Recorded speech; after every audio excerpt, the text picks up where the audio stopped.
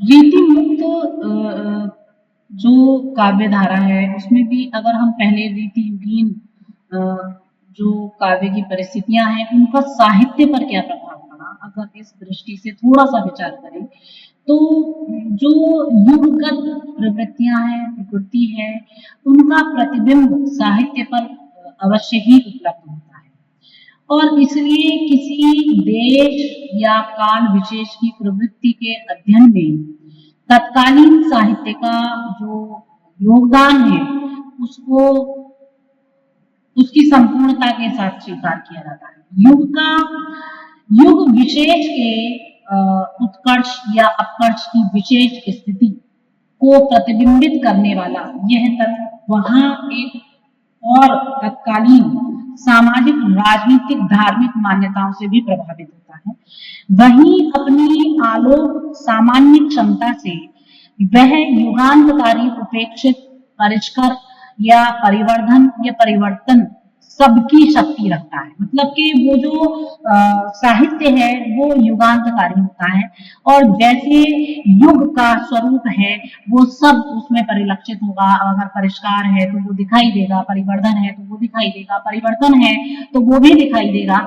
जैसी शक्ति है चारों ओर व्याप्त है वैसी शक्ति साहित्य में प्रभावित होती है। औरंगजेब की अनुदार नीति ने सामाजिक, धार्मिक, राजनीतिक चेतना को कुंठित कर दिया था। शासकगण ईर्ष्या, द्वेष, भोग विलास में लिप्त थे। केंद्रीय सत्ता निर्जीव हो गई थी, तो इससे राष्ट्रीय चेतना का अंत हो गया था। आत्माभिमान, प्रभावशाली व्यक्तित्व तथा मौलिक प्रतिभा के अभाव का प्रभाव हम रीतिकालीन साहित्य पर बड़े अच्छे से देखते हैं। मुगल बादशाहों ने संतों और भक्तों का प्रश्रय देकर भाषा और साहित्य का बड़ा उपकार किया।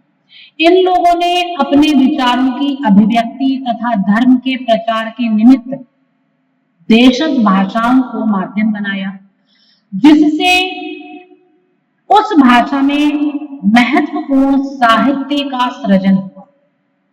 भक्त कवियों की मधुरा भक्ति से प्रेरित होकर जो रीतिकालीन कवि हैं उन्होंने श्रृंगारिक काव्य की रचना की। जीवन का कोई दर्शन यदि उस समय के साहित्य में मुखरित होता है तो वो है वासना और विलास। मानवता का महत्व उस समय समाप्त हो गया था। प्रत्येक क्षेत्र में चाहे धर्म हो, कला हो, विलास हो, वैभव हो, सब जगह केवल ऐश्वर्य सुख का, इंद्रिय भोग का बाहुल्य दिखाई पड़ता। परवर्ती काल का श्रृंगार काव्य तो एक प्रकार से प्रवाह प्रतीक्षा होकर रह गया था। आदर्शहीन शासकों के गुणगानों में ही अनेक श्रेष्ठ कवियों ने अपनी प्रतिभा और कवित्व शक्ति का अपव्यय किया। तो हम देखते हैं कि विलास प्रिय जो राजा हैं उनकी विलासिता का, जो श्रृंगारिकता का जो कारण है, बहुत से कवियों ने श्रृंगारिक वर्णनों को इतनी चरम सीमा तक पहुंचा दिया था कि जो विलास प्रिय राजा हैं वो उससे और अधिक प्रसन्न हुए और प्रसन्नता के कारण उन्होंने कवियों को और अधिक सम्मानित किया। तो वो जो श्रृंगार प्रिय वर्णन है उनमें और अधिक तीव्रता आने लगी। कृष्ण भक्ति की मधुरा भक्ति एवं प्रेम तत्व ने भी इन रीति कवियों को प्रभावित किया। उन्होंने अपने काव्य में श्रृंगार रस के आलम्बन रूप में श्री कृष्ण और श्री राधे को ग्रहण किया। श्री राधा व श्री कृष्ण के प्रति जनमानस जो हमेशा से श्रद्धा, निष्ठा और भक्ति से युक्त रहा है, वो जनमानस रीति काल में आकर रति भाव से युक्त। एक प्रकार से ऐसा प्रतीत हुआ कि मानो जो अलौकिक तत्व है, जो ब्रह्म तत्व है, जो ईश्वरीय तत्व है, उस ईश्वरीय तत्व से ईश्वर ही हट गया। दक्षिण में समर्थ गुरु रामदास देशवासियों में राष्ट्रभक्ति की भावना का संचार कर रहे थे। जिसका नेतृत्व शिवाजी एवं छत्रसाल जैसे महान विभूतियां कर रही थी। जनमानस की जो कुंठित चेतना है उसको जागृत करने के लिए महाकवि भूषण लाल और सूदन जैसे कवियों ने राष्ट्रीय उद्बोधन के गीत गाना प्रारंभ किया। वो कहते हैं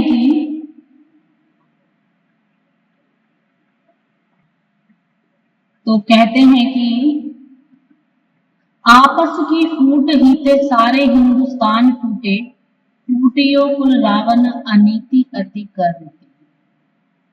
कह रहे हैं कि आपस की फूट ही थे सारे हिंदुस्तान टूटे, टूटियो कुल रावण अनीति अति कर।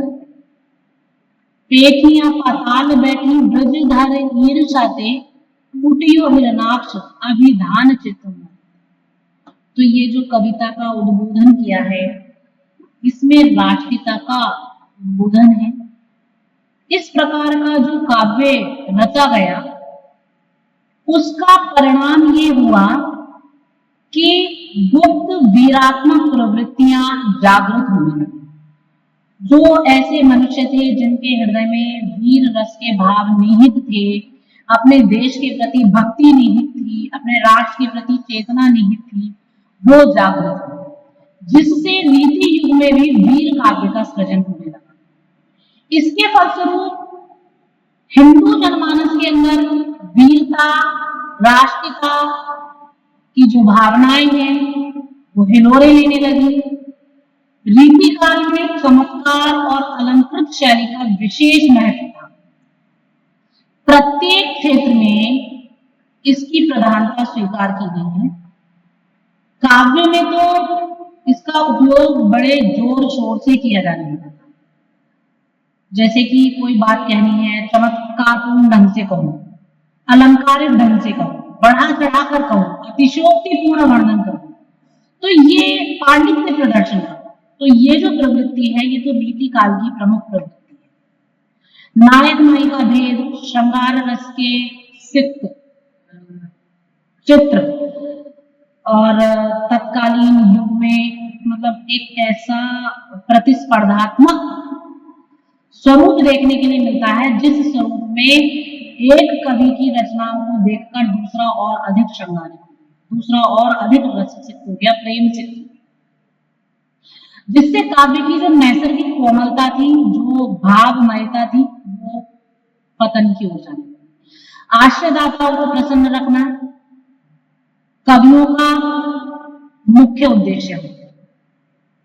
जिस प्रकार शासक विलासिता से लिप्त, नैतिक तथा आध्यात्मिक संचरण से शून्य और अनैतिक होता चला जा रहा था, उसी प्रकार उस युग का कवि भी श्रृंगारिक सामग्रियों को प्रस्तुत करने में उतना अधिक तल्लीन होता जा रहा। उसका कारण ये था कि तत्कालीन वातावरण से प्रभावित कवियों का जो मौलिक सृजन था और मौलिक सृजन करने की जो क्षमताएं थी वो समाप्त होने लगी। रीति युगीन काव्य पलायनवादी है। यह तत्कालीन परिस्थितियों के द्वारा प्रतिबिंबित होता है, मतलब परिस्थितियों का प्रतिबिंब हो सकता है, ऐसा कहे जाना चाहिए। अकर्मण्यता तथा इंद्रिय भोग जिस साहित्य का प्राण बन जाए वह तदयुगीन समाज को चित्रित करने में कहीं ना कहीं असमर्थ होगा। तो हम देखते हैं जो रीतिकालीन साहित्य है वो स्वार्थपरायण, राजनीतिक व्यवस्था, सामंतीय वातावरण और सामाजिक व्यवस्था, तत्कालीन साहित्य, विविध लोक कलाएं, इन सब गतिविधियों से आधारित। उस युग में समाज को चित्रित करने की किसी कवि में मानो सामर्थ्यता बची ही नहीं। आप रीतिकाल का संपूर्ण साहित्य उठाकर देखिए, जो जन सामान्य की भावनाएं हैं, जो निम्न वर्ग है, जो जन सामान्य की आत्म पीड़ा है, वेदना है, जिसमें वो जल रहा था दिन रात, वो रीतिकालीन साहित्य में कहीं नहीं। जबकि ये कहा जाता है कि समाज की साहित्य समाज का दर्पण है, और उस समय साहित्य समाज का दर्पण नहीं है। स्वार्थपरायण राजनीतिक व्यवस्था, राजनीतिक परिस्थितियां, सामाजिक परिस्थितियां, मतलब कि ललित कलाएं, इन सारी गतिविधियों से प्रभावित रहा है वो साहित्य। श्रृंगारिकता से तो पूरे तरीके से ओतप्रोत रहा है, ऐसा लगता है श्रृंगारिकता के सागर में पूरा साहित्य डूबा हुआ। तदयुगीन कलाकार की आत्मा पर ये बाध्य परिस्थितियां इस प्रकार हावी हो गई कि उनकी गूंज में उन्हें जन सामान्य की चीत्कार सुनाई ही नहीं। चेतना के सूक्ष्म, सार्वभौम और नित्य तत्व वाद्य जीवन की स्थूल भावना में लुप्त होते चले गए। तो जो रीतिकालीन वातावरण है वो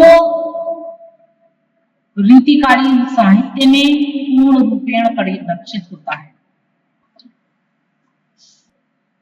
आगे देखें तो इस युग में मुगलों के स्थापत्य कला, चित्रकला, शिल्पकला ने भी साहित्य पर अपना अमिट प्रभाव छोड़ा है। यानी कि जितनी ललित कलाएं थी उनका जो विकास इस काल में हुआ है उसका भी अमिट प्रभाव जो है वो साहित्य पर पड़ा है।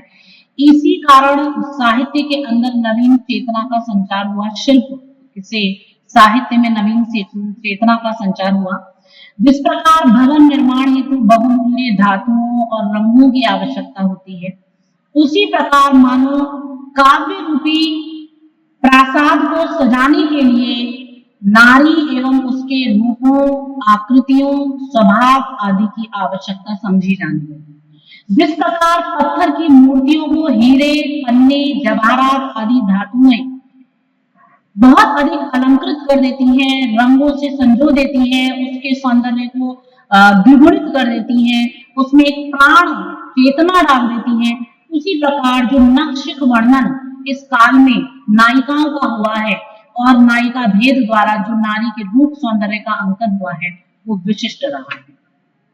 तो ये देखा जाता है कि इस काल में रीति काल में जो जितनी भी ललित कलाएं हैं, जो भी परिस्थितियां हैं, जो भी परिवेश है, वातावरण है और जो कुछ भी संप्रदाय उस समय प्रचलित थे, उन सब का एक समष्टिगत प्रभाव रीतिकालीन साहित्य पर देखने के लिए मिलता है और एक गहरा प्रभाव मिलता है। और सबसे गहरा जो प्रभाव है वो विलासिता का है, श्रृंगारिकता का है और सबसे गहरा प्रभाव राज दरबारी संस्कृति का है और राजनीतिक सामाजिक परिस्थितियों का है, सामंतीय व्यवस्था का है और जो मुगलों का वैभव है उसका है और जो सबसे बड़ी मानसिकता उस समय शासकों की थी, जहां पर नैतिकता का ह्रास देखा जा सकता है, जहां पर मानवीय मूल्यों का पतन देखा जा सकता है, तो वो भी कहीं ना कहीं हमें साहित्य में चित्रित होता हुआ दिखाई देता है।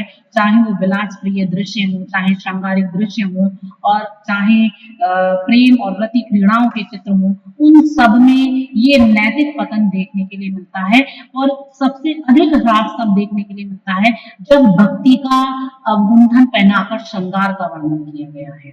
तो ये जो पूरा साहित्य है रीतिकाल का, वो संपूर्ण साहित्य तत्कालीन परिस्थितियों का प्रतिबिंब है, ये निश्चित है।